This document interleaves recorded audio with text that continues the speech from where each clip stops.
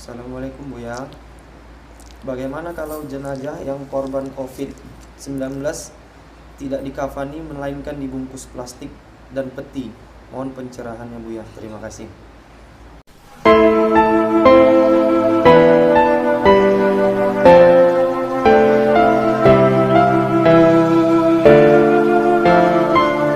Assalamualaikum warahmatullahi wabarakatuh. Kaum muslimin muslimat dimanapun Anda berada, mari kita bantu dan sokong perjuangan dakwah, pendidikan, dan santunan duafa kaum yang lemah dan orang-orang miskin yang dikelola oleh Yayasan Barokah Sumatera Utara melalui rekening Bank Syariah Mandiri nomor rekening 762 62 62 777. Kami ulangi, 762 62 62 777. Insya Allah sekecil apapun yang Anda dermakan bermanfaat untuk kepentingan agama kita dan kepentingan kekuatan dakwah dan pendidikan Islam di Sumatera Utara, di Medan, dan umumnya di seluruh negara kesatuan Republik Indonesia. Saya Zulkarnain, Ketua Yayasan Barokah Sumatera Utara, mengucapkan terima kasih. Ajarakallahu fima a'taita wa barakallahu fima abqaita wa ja'alallahu laka tuhura insyaallah minal aminin walhamdulillahi rabbil alamin. Wassalamualaikum warahmatullahi wabarakatuh.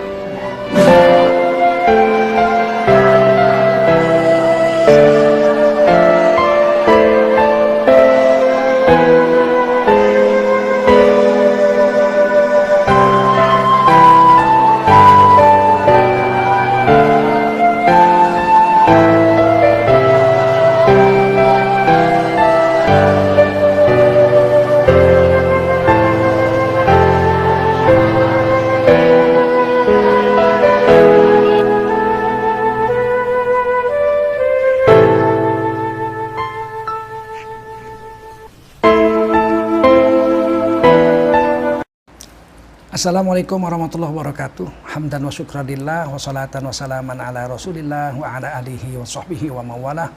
Allahumma salli ala sayyidina wa habibina wa maulana Muhammadin wa ala alihi wa sahbihi ajma'in. Amma ba'du, kaum muslimin muslimat dimanapun Anda berada, kita bersyukur pada Allah SWT. Selawat dan salam kita sampaikan untuk baginda Rasulullah SAW. Menghadapi virus Cina atau COVID-19 atau virus corona ini, ada banyak permasalahan agama yang muncul. Mulai dari sholat berjemaah, bagaimana hukumnya, sholat Jumat, sudah difatwakan oleh Majelis Ulama Indonesia. Nah sekarang ada pertanyaan dari saudara kita, bagaimana dengan keadaan kondisi mayat yang kena virus corona ini tidak dikapankan dan tidak dimandikan, kemudian dibungkus plastik, kemudian dikuburkan. Di dalam Islam ada yang disebut fardu kifayah atas mayit. Ada 4 yang fardu kifayah atas mayit. Yang pertama memandikan mayit. Yang kedua mengkafankannya.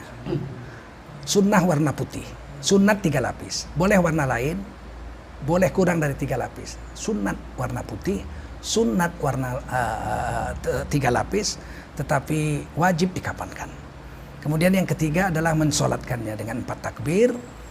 Wajib, itu fardu kifayah juga. Kemudian yang keempat adalah menguburkannya di dalam kuburan kaum muslimin, tidak bercampur dengan kuburan orang-orang yang bukan Islam. Kalau bercampur kuburan yang orang Islam dengan tidak Islam, seperti misalnya di Taman Makam Pahlawan, maka menurut kitab I'anatut Thalibin karya Syekh Abu Bakri Syato', wajib dipisahkan dengan 3 cara. Antara orang Islam dengan yang bukan Islam itu dipisahkan pertama dengan jalan. Jadi kelompok kuburan Islam dengan yang tidak Islam dipisahkan dengan jalan. Sudah cukup, bisa.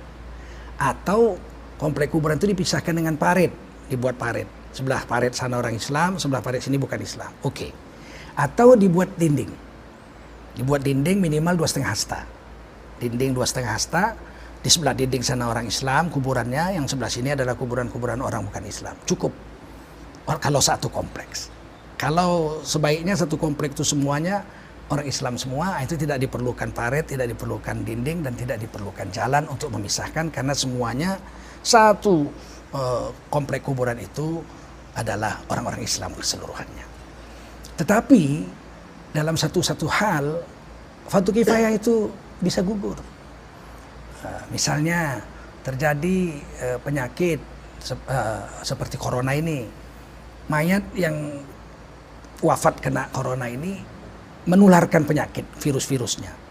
Oleh karena itu dia dikafankan dengan tidak dikafankan dengan kain, tapi langsung dibungkus plastik oleh orang-orang yang kerja itu pun sudah semua tutup, semua steril, seperti astronot begitu. Bungkus plastik, kemudian dimasukkan ke dalam peti, langsung ditanam. Nah, kalaupun sudah disolatkan pun, solatkan sudah dalam peti sudah. Atau kalau perlu sudah dikuburkan baru disolatkan. Nah, itu boleh juga. Nah, kenapa? Demi untuk menjaga bahaya kepada orang-orang yang menjalankan fardu kifayahnya. Jadi dia langsung diplastiki, dibungkus plastik, dimasukkan peti, dikuburkan, disolatkan secara terpisah setelah dikubur atau solat gaib. Nah, ini disuruh seperti ini karena menjaga kemaslahatan orang yang hidup itu lebih utama daripada menjalankan fardu kifayah. Darul mafasid, ya, darul mafasid muqaddam ala jalbil masalih. Jadi menolak kerusakan itu didulukan daripada mengambil manfaat. Dari ini kaidah usul fikih. Nah, oleh karena itu kita jangan merasa kecil hati kalau ada saudara-saudara kita yang wafat kena corona, dibungkus plastik, kemudian dikuburkan, kita bongkar lagi. Kita kapan kan kita mandikan. Nah, itu terjadi katanya di satu tempat di Indonesia Timur sana, di Kendari, dan sekarang keluarga-keluarga yang memandikan itu saya mendapat kabar demam. Jangan-jangan kena corona. Nah, ini kan bahaya nih. Lebihlah berharga orang yang hidup daripada orang yang sudah wafat. Nah, ini kalau ada musyaqqat, ada kesulitan, ada kerumitan, ada bahaya, maka bisa ditinggalkan itu fardu kifayah. Misalnya lagi, ini bukan penyakit, ini yang wafat ini terbakar. Mayatnya hangus.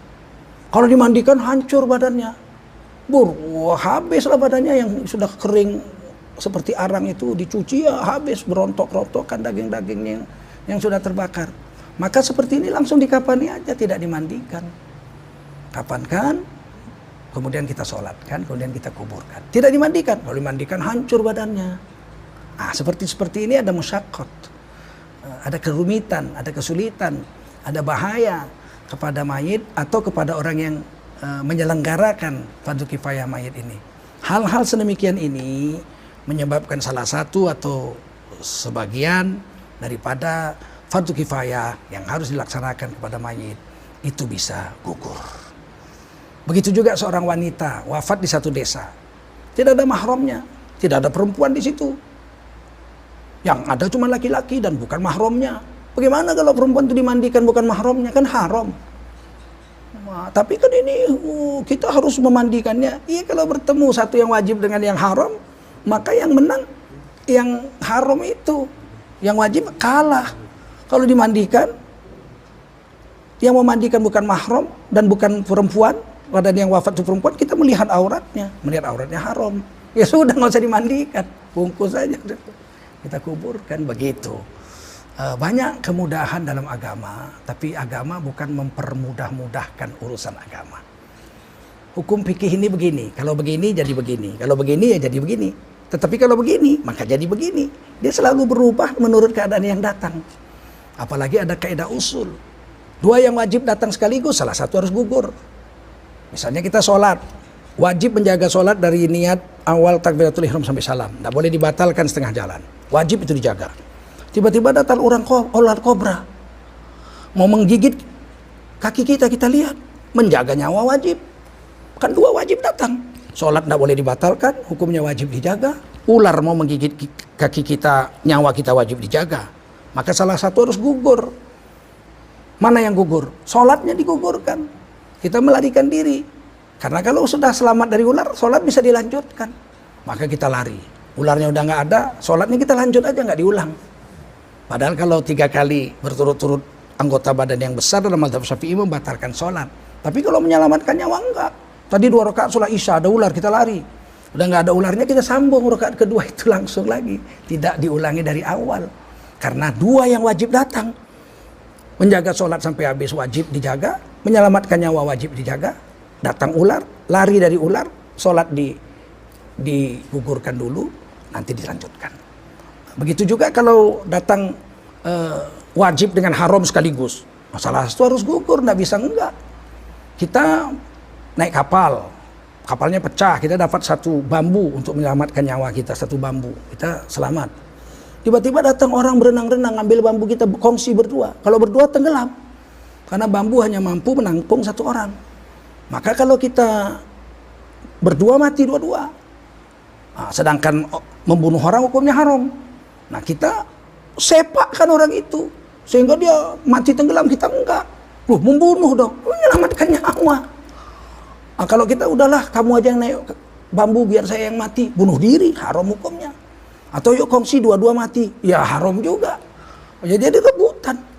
Ah, seperti ini dalam agama ada, diajarkan dalam kitab fikih dan usul fikih.